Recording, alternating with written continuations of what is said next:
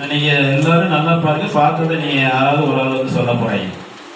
திரும்பி ஆஃப் பண்ணுங்க, ஆன் பண்ணுங்க, ஆஃப் பண்ணுங்க.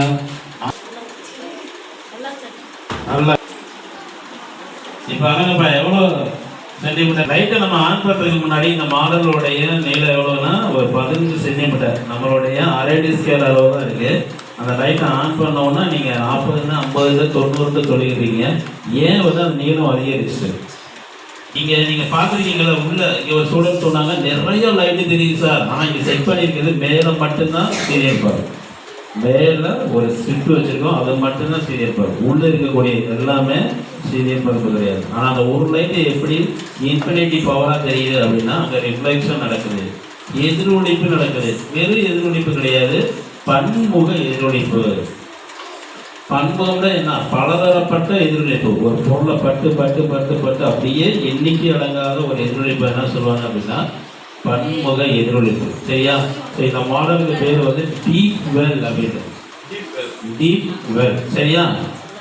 இதை இங்கே ரியல் லைஃப்ல எங்கெல்லாம் நம்ம பார்க்கலாம் அப்படின்னா நிறைய சினிமாட்டோகிராஃபிலாம் வந்து யூஸ் பண்ணுறாங்க. ஒரு ஃபைட்டர்ஸ் வந்து யூஸ் பண்ணாங்க. ஒரு வில்லன் வந்து ஒரு குளோனுக்குள்ள சேர்ந்துட்டாருன்னா அவருடைய ஃபேஸ் வந்து பல மடங்காக தெரியும். பார்த்துருக்கீங்களா? நிறைய சாங்ஸ்லாம் யூஸ் பண்ணுறாங்க. சரியா? இப்போ சாதாரணமாக நீ பார்க்கலாம் அப்படின்னா இந்த பண்புதிரில் இப்போ நம்ம சலூன் கடையில் பார்க்கலாம். நம்ம ஒரு முகம் எப்படி தெரியும்? இங்கிட்ட தெரியும், இங்கிட்ட தெரியும், இங்கிட்ட தெரியும், அங்கிட்ட தெரியும். ஸோ அதெல்லாம் வந்து மல்டிபிள் ப்ரிஃபரேஷனான இந்த டீப்புள் கான்செப்ட். சரியா? யார் இருக்கா? ஒரு மென் வந்து ஒரு பெஞ்சில் உட்காந்தது மாதிரி இருக்குது ஒரு இமேஜ். ஸோ அடுத்து பாருங்க, இந்த போயிட்டு ஒரு இமேஜ் எப்படி இருக்கு? ஜெயிலில் இருக்கிற மாதிரி, ஜெயில் கேட்ட மாதிரி இருக்கா? இப்படி கூட செய்யுங்க, இப்படி கூட செய்யுங்க, வேகமாக செய்யுங்க. அதான் வரும்.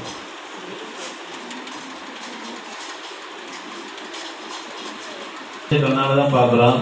அவன் சுத்தம் போதில் ரெண்டு ஒன்றா தெரியுது, ஆனால் சுத்தாத போதில் ரெண்டுமே தனித்தனியாக தெரியுது. ஏன்? எப்பயுமே நம்ம பார்க்கக்கூடிய ஒரு பொருள் கண்ணு பார்க்கும். அந்த பார்த்த இமேஜை கண்ணுக்கும் மூளைக்கு இடையில ஒரு நரம்பு செல் இருக்கும். அந்த நரம்பு செல் வழியாக மூளைக்கு போய் மூளையிலிருந்து திருப்பி நம்ம கண்ணுக்கு வந்தால் தான் ஒரு பொருளுடைய இமேஜ் நமக்கு என்ன தெரியும்? கரெக்டாக தெரியும்.